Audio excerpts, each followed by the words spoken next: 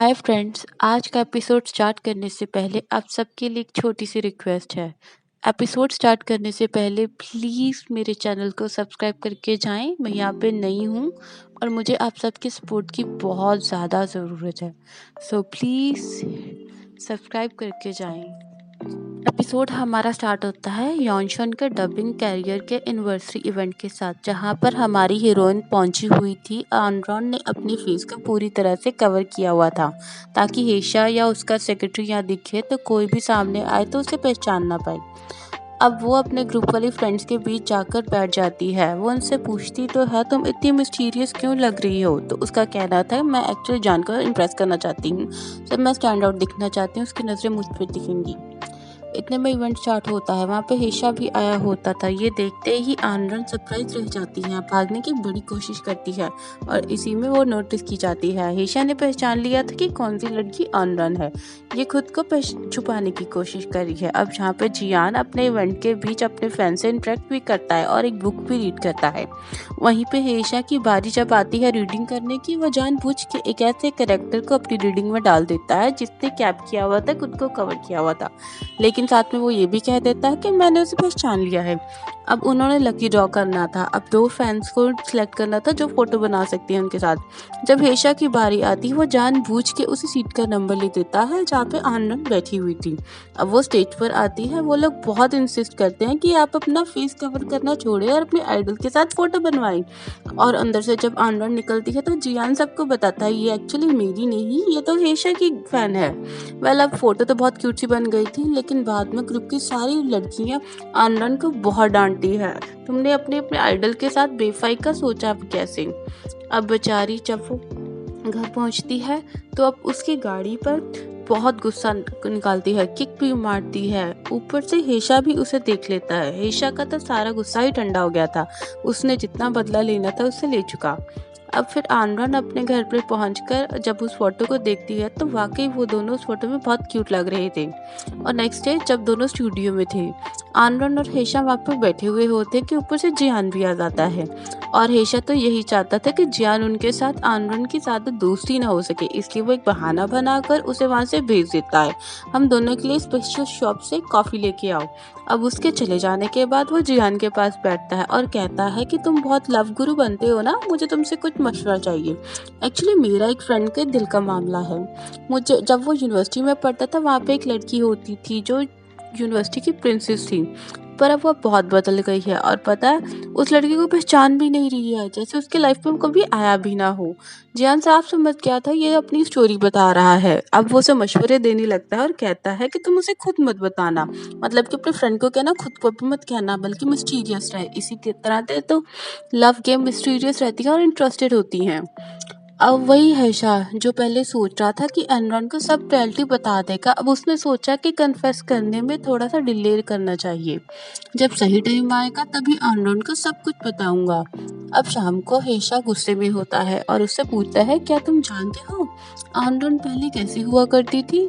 वो पहले चाइल्डिश और लाइवली थी, लेकिन फिर भी इसका क्रश था उन लड़कों पे जो मैच्योर और बड़े होते थे, इसीलिए तो उसने पेजर को अपना बॉयफ्रेंड बनाया था। लेकिन फिर कुछ ऐसा हुआ था, इन दोनों का ब्रेकअप हो गया और उसके बाद से लेके अब तक उसने अपनी लाइफ में किसी को भी आने नहीं दिया था। मैं उससे बार बार आनरन के बारे में सवाल किए जा रहा था। एकदम वो उसे कहता है कि मैं समझ गया, तुम इसलिए उसमें इंटरेस्टेड हो, तुम्हें अपने शो के लिए मटीरियल चाहिए। एक दफ़ा तो हेशा डर गया था कि शायद मेरी लाइकनेस इस पर एक्सपोज हो गई है, अब ये जाकर कहीं सीधा आनंद को सब कुछ ना बता दे। जबकि नेक्स्ट डे ऑफिस में देखते हैं कि भाई को कहीं ना कहीं हु काफ़ी अच्छा लगने लगा था, जो कि शुरू में अनोइंग लगता था। उसे ऐसा लगने लगा था जब ये सीरियस होता है, काम में बिजी लगता है तो बहुत हैंडसम लगता है, बस वो प्रिटेंड कर रहा था, काम नहीं, वो तो गेमिंग में लगा हुआ था। यहाँ पे भाई भी उसके साथ बैठकर गेम खेलने लगती है और एक राउंड खेल कर क्लियर करती है। वो ये भी गेम अक्सर खेलती थी। इतने में ही भाई देखती है कि पेजन उसे बार बार मैसेजेस किए जा रहा है। वो आनंद के पास जाती है और उसे बताती है कि देखो, अगर मैं उसे इनकार कर भी दूँ, वो किसी न किसी तरीके से तुमसे दोबारा मिलने की कोशिश करेगा, इसलिए मैं मैसेंजर नहीं बनना चाहती। अपने डिफरेंसेस तुम लोग आपस में क्लियर करो। आनंद ने भी फैसला कर लिया था, वंस फॉर ऑल वो एक शटअप कॉल दे देगी और उसे बुलाती है मिलने के लिए। वो जगह बिल्कुल ही एक लोकल सा रेस्टोरेंट था जहाँ पे पेजेंट बिल्कुल भी इजी फील नहीं कर रहा था। कहता है कि मैंने एक फ्रेंच रेस्टोरेंट में तुम्हारे लिए बुकिंग करवाई थी, तो मुझे यहाँ कहाँ ले आई हो। लेकिन आनंद का कहना था, मेरा टेस्ट चेंज हो गया है, मुझे ऐसी जगह पसंद आने लग पड़ी है। पेजन अंदर ही अंदर उसे टॉन्ट भी किया जा रहा था और उससे कहता है कि तुम इतना क्यों स्ट्रगल कर रही हो, तुम्हें पता है अगर तुम मेरा हाथ पकड़ लो तो मैं तुम्हें बेस्ट लाइफ दे सकता हूँ। जो पास्ट में हुआ था उसे भुला दो सब कुछ को, मेरे साथ आगे बढ़ो। और साथ ही साथ उसे कहता है कि तुम कितनी बदल गई हो, इमेच्योर और छोटे लड़कों के साथ फिर रही हो। उसका इशारा हेशा की तरफ था, लेकिन आनरन कहती है कि मैच्योरिटी की डेफिनेशन हर किसी के लिए डिफरेंट होती है। अगर सेल्फिश होने को मैच्योर कहते हैं तो मुझे ऐसी मैच्योरिटी पसंद नहीं है, तुम मेरे और तुम्हारे रास्ते अलग हैं। आइंदा से मुझे कोट मत करना, और वैसे भी मेरे आगे पीछे फिरने की कोशिश करे ये भी कोई मैच्योरिटी नहीं है, तुम मुझसे भी ज़्यादा चाइल्डिश हो। अब वो घर वापस आती है, लेट नाइट होशा सो सुनती है और हेशा भी बालकनी में आता है। वो दोनों बातें करने लगते हैं। स्टारी नाइट थी, बड़ा प्यारा मौसम था। यहाँ पर वो उससे पास्ट के बारे में पूछने लगता है, तुम डेटिंग से खुद को दूर क्यों रखती हो। आगे से आनंद का कहना था कि एक्चुअली लव आपके लाइफ को ब्लूम ही नहीं करता, ये आपके लिए बहुत सारी रिस्पॉन्सिबिलिटीज भी लेके आता है। और जहाँ तक मुझसे पूछो, मुझे लगता है कि प्यार एक ऐसी जिम्मेदारी है जो मैं नहीं निभा पाऊंगी। वो इसीलिए खुद को काम में बिजी रखती थी, उसने अपने गोल्स रखे हुए थे। लव उसे बहुत हैवी ड्यूटी लगता था और वो उससे दूर भागती थी। उसे डर था कहीं वो फिर से हर्ट ना हो जाए। और उसके बाद दिखाते हैं कि थोड़े ही दिनों में उनकी गेम का फर्स्ट डेमो भी लॉन्च हो जाता है और वो बहुत ज़्यादा अच्छा था।